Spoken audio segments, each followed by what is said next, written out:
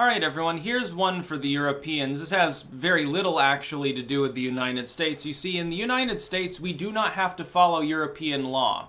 Cyber firms over here have sort of bowed before European law when it comes to their privacy update. Although that's actually a good thing. When you keep getting like 1,000 emails from these sites saying, oh, our new standards of privacy, the standards of privacy in Europe are higher than in the US. Now, it shouldn't be that way, of course. We've got the Fourth Amendment. But somehow the Europeans actually, I guess, got that one right. But here's something really worrying. Every single person living in the European Union is at risk if this is actually passed in its current form. And that's, you've basically got a newer, spiffier, shittier version of ACTA on your hands, or SOPA or PIPA, any of these so-called protections bills that are actually about stripping liberty away. European Cyberimperialism in the form of the Article 13 of the European Council's new internet, I guess, proposals. And what it does is it would make people, or organizations, pay a fee in order to link to news articles. Yes, in order to link to websites, you will need to pay money. What's the problem? Of course, the average person on YouTube, if they have anything to do with political or social commentary, links to things on a constant basis. You're saying essentially that these people will basically have to stop doing that. In other words, they can't link to or analyze anything. They won't be able to provide a source for anything they do. I think that would destroy the smaller alt-media sites of all of Europe. You know, these sort of mollusk media intermediaries, they wouldn't exist anymore. They don't have the money to do that. And as far as individuals, yeah, they can just stop using links, but it's a huge inconvenience for no actual reason.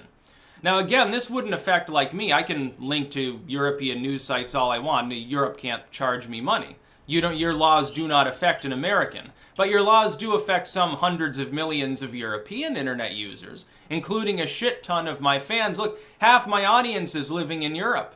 So, yeah, I think that might be a little bit of a problem. Some of these people might disappear. And by the way, there are plenty of Europeans whose political commentary I really do enjoy. I guess I wouldn't be enjoying that for very long. Yeah, buy Sargon, buy opinionated European, buy basically, every other European commentator, I guess, would be put out of business by this. The silver lining, of course, being in the absence of that much competition, U.S. Analysis would be at a premium. So I guess that would actually, yeah, if you want to double my audience, all you have to do is pass Article 13. I say that tongue-in-cheek. I don't want it to pass because I'm totally against censorship, and that's what this is about.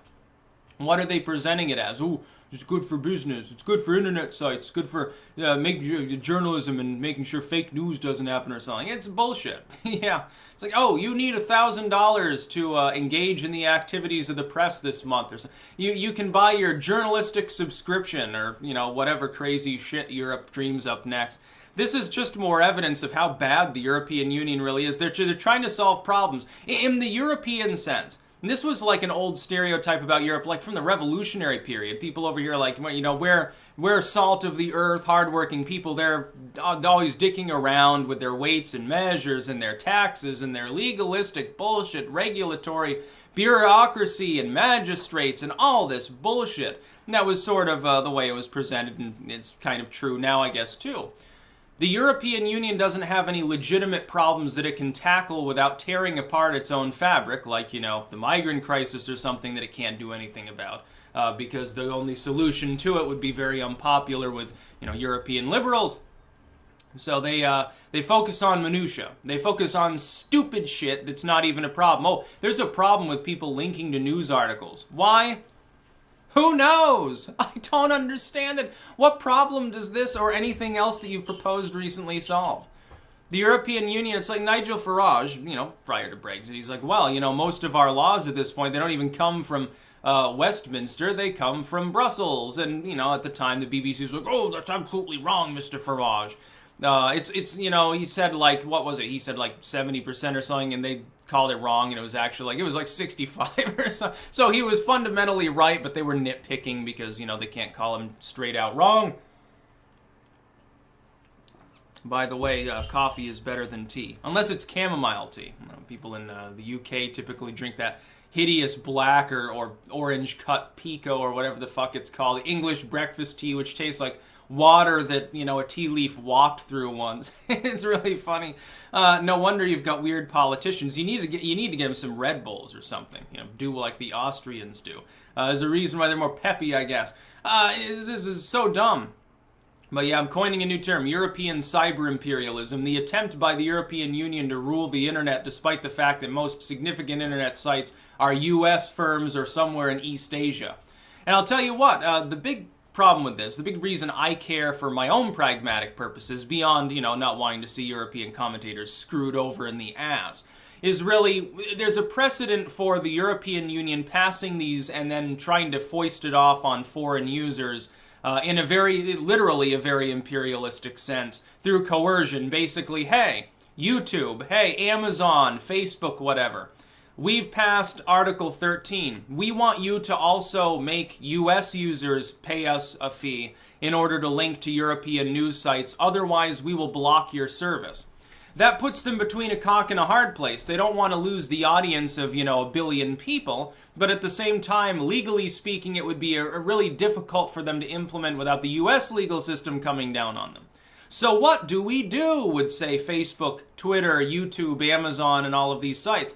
It's a no-win situation. At that point, it becomes a diplomatic squabble between liberty-loving Uncle Sam, which is hysterical, and basically the Axis powers, I guess, which is Germany and its various EU vassals. It's what the EU basically is devolved into. It's a bunch of bureaucratic Belgians and Angela Merkel. That's what it's become. It doesn't represent anybody else in Europe other than those two nations, I guess. One because they happen to host everything EU related, and the other because, of course, it's Germany. You know, at this point, I believe the biggest economy in Europe. Not for long, I predict, but no, at least right for now. Merkel, she just wants to enslave everyone. Basically, Germany has the industry, and all of you people grow our crops. Well, how effective that was, you know, Adolf Hitler wishes that he had dreamed up the scheme that Angela Merkel is engaged in. He wishes that he had been able to cast off his foes as bigots or as backwards, rubish individuals for not embracing, you know, German supremacy. Is what it boils down to in Merkel's case and all those nuts from the EU. But no, you should defeat it. You need to speak out against it. Again, link in the description. You can email your MPs or whatever the hell you use over there. I mean, it's an unelected system, isn't it? You like appoint them. Like your governments appoint them, I think.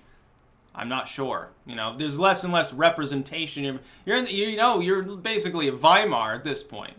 But a lot of people, they put their heads in the sand. They'll pretend that if you speak out against the EU, you're a Russian puppet or something. No, it could have to do with stuff like this.